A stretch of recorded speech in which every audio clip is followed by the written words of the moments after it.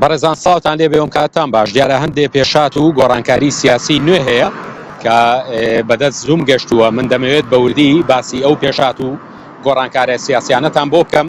دیارە سەرچاوەیەکی تایبەت بە زومی ڕاگەیان دەسەی کارژێڕی مەکتەبی سیاسی یەکێتی نیشتیمانی کوردستان لە ئێسادا لە کۆبوونەوەدان.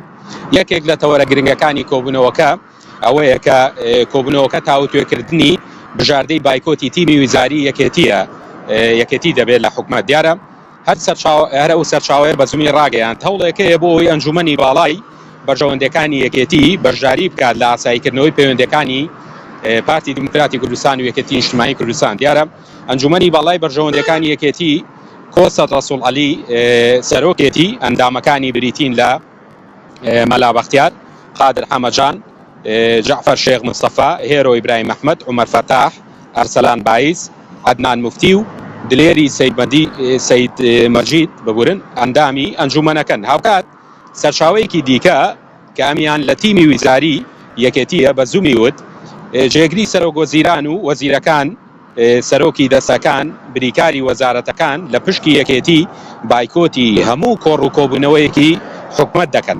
دیارە بە گوێرەی بە دوواداچوونەکانی زوم بایکۆتەکە تیمی یەکێتی بۆ کۆڕ و کۆبوونەوە فەرمیەکانی حکومەت و کۆبوونەوەی ئەنجومەنی وەزیرانە و باسی دەوامی وەزیرەکان لە دیوانی وەزارەت نەکراوە. دیارە ئەوەی کە باسم کرد ئەو کۆمەڵە پێشات و گۆڕانکاریانە بوون لە ماوەی بابڵین لە گەشتەکانی داهاتووشدا هەر گۆڕانکاری و زانیاریەکی نوێ هەبێ دەیخێنە ڕوو بۆیە چاوتان لەسەر زوم بێت بۆ هەواڵ و گۆڕانکاری و زانیاری نوێ.